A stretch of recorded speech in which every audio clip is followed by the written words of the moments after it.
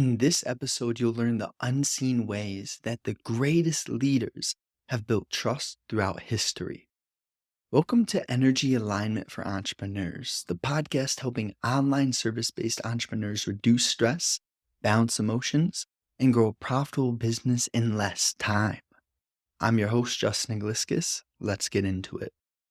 In today's episode, you'll discover why paying attention to details is not something you have to try hard to do, how to communicate extremely innocently, yet wisely, and the key to be kind yet strong, unpredictable yet respected.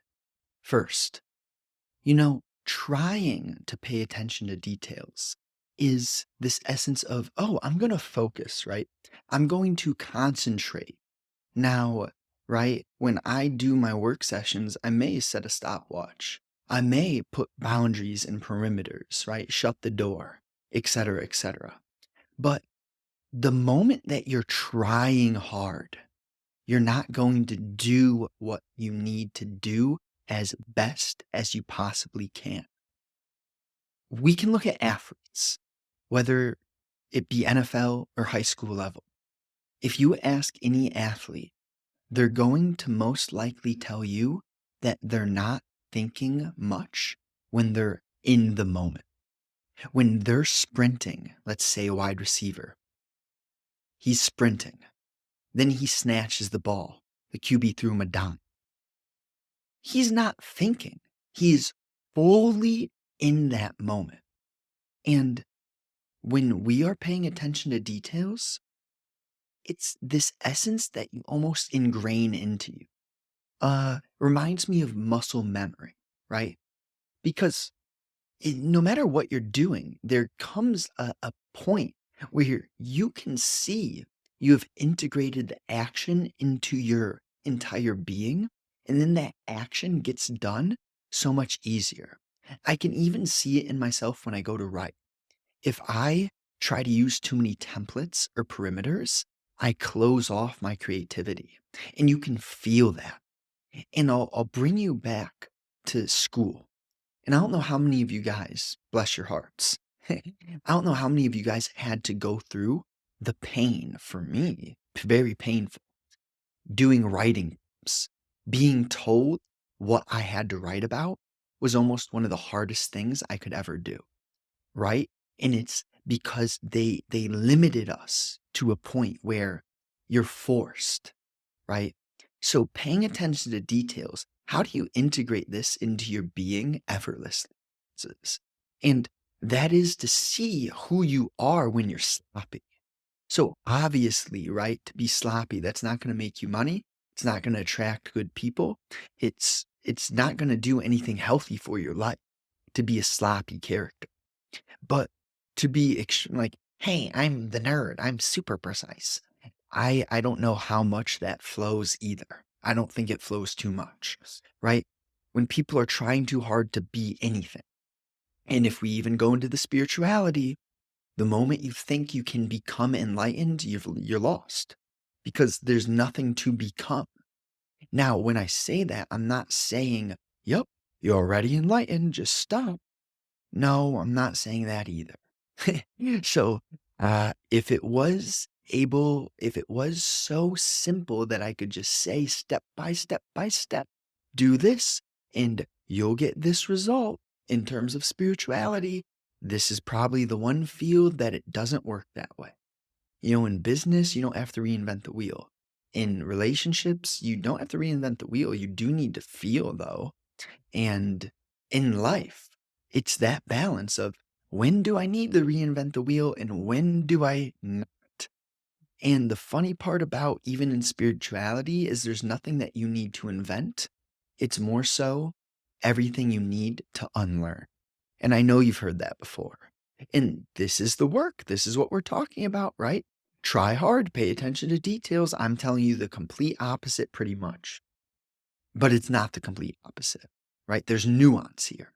You will have to try in life, but you'll get to a point where you've tried so hard that you can't try anymore because you start to learn. And when you start to learn, you see that what you want is magnetically sent away from you. And like the song, the Rolling Stones, you don't get what you want, you will get what you need, right? But if you try to think if you try to think that one of your wants are needs, then you're just in this cesspool of confusion. On to the next. How to communicate extremely innocently yet wisely.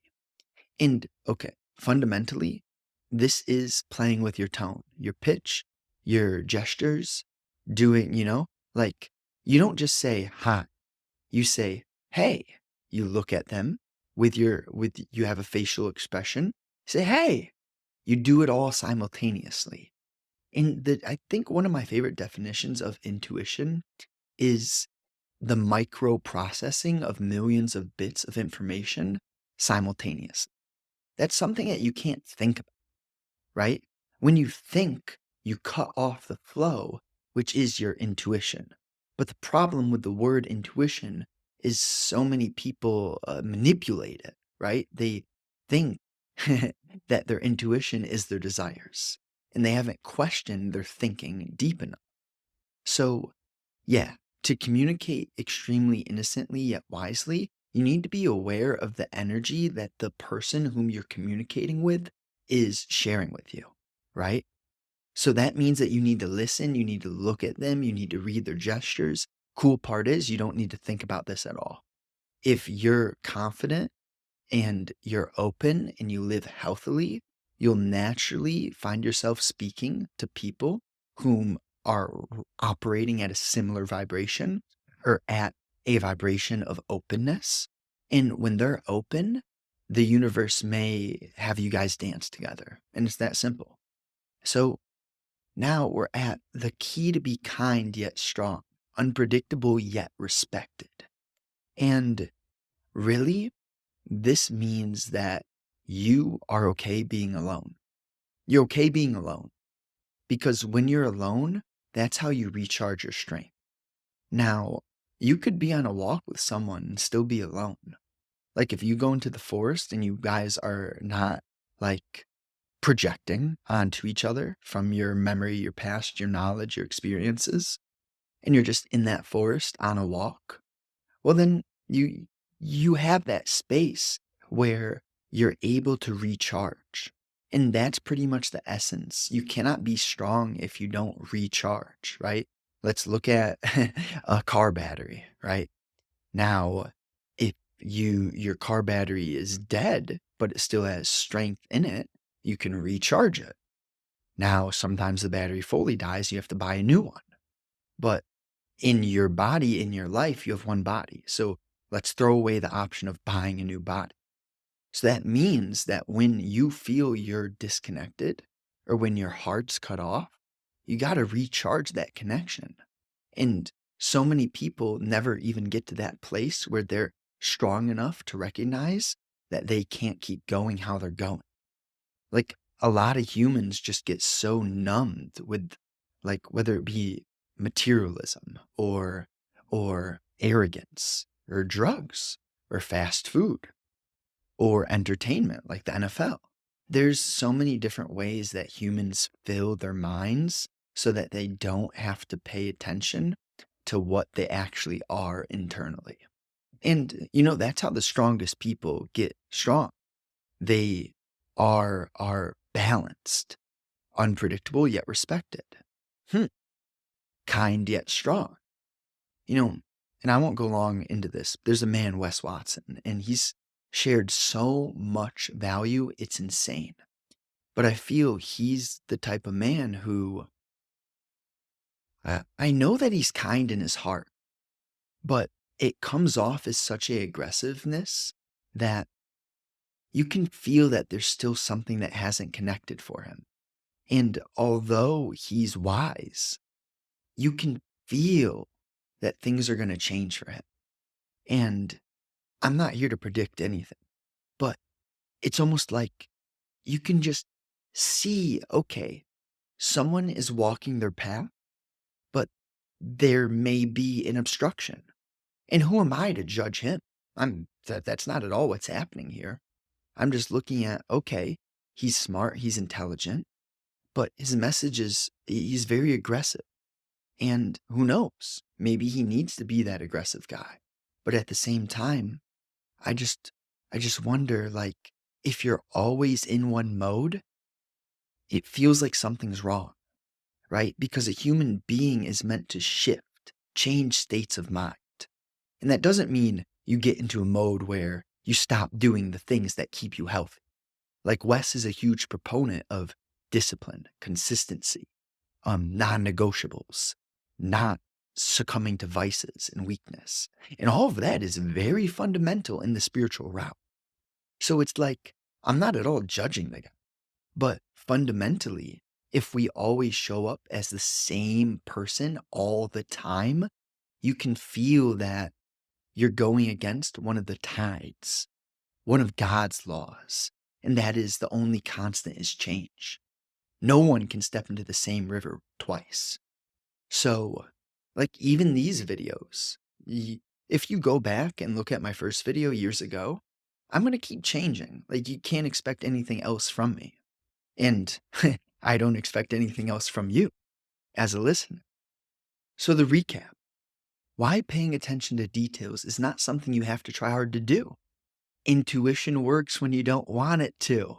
Yeah. How to communicate extremely innocently yet wisely.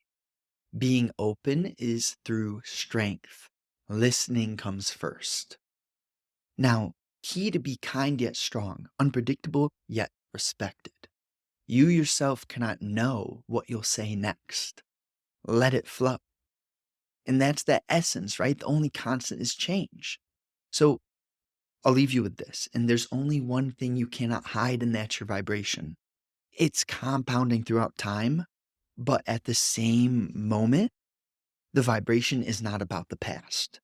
So let that hit home.